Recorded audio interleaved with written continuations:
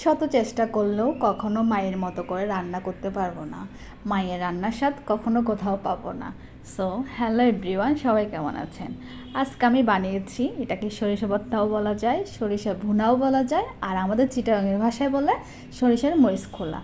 তো এই সরিষার মরিচ খোলা কিন্তু আমার অনেক প্রিয়, বিশেষ করে আমার মার হাতে। আর অন্য কারো হাতে আমার ভালো লাগে, আমার মার সরিষার মরিচ খোলা অনেকেরই পছন্দ। তো আমি যেহেতু রান্না করতে পারি না, কখনো রান্না করি নি, তো মায়ের কাছ থেকে জিজ্ঞেস করে করে আজকে সরিষা ভুনাটা করেছি। তো প্রথমে এখানে বেশ খানিকটা তেল দিয়ে দিয়েছি, তারপরে কিছু রসুন দিয়ে দিলাম। রসুনটা একটু লাল হয়ে আসছে, তখন আমি এখানে কিছু পেঁয়াজ কুচি, তারপরে আদা দিয়ে দিলাম। যখন পেঁয়াজটা একটু লাল হয়ে আসবে, মানে একটু নরম হয়ে যাবে, তখন এখানে ব্লেন্ডার করা 2 চামচ সরিষা বাটা দিয়ে দিলাম। তারপর আমি এখানে দিয়ে দিব পরিমাণ মতো হলুদ, ধনে জিরার গুঁড়া, তারপরে লবণ, স্বাদ মতো লবণ, সব কিছু দিয়ে এটাকে আমি কষিয়ে নিব। আসলে এটা হচ্ছে আমরা যেরকম মশলা কষাই, ওরকম কষানোর উপরে রান্নাটা করতে হয় আর কি। তো সব কিছু মিক্স করে আমি একটু কষিয়ে নিলাম।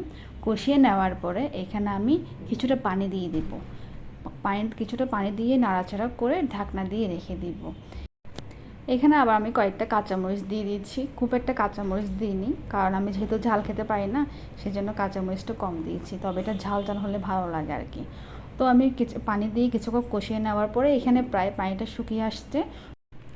পানিটা শুকানোর পরে এখানে তেল ছেড়ে দিয়েছে, তেল ছেড়ে দেওয়ার পরে এই সরিষাটা পুরো একদম শুকনো শুকনো করে ফেলতে হবে, যাতে একদম কোনো পানি না থাকে, একদম শুকনো শুকনো করে ফেলতে হবে। তো এই তো আমার এই যে সরিষা ভুনাটা বা সরিষার মরিচ খোলা রেডি হয়ে গেল।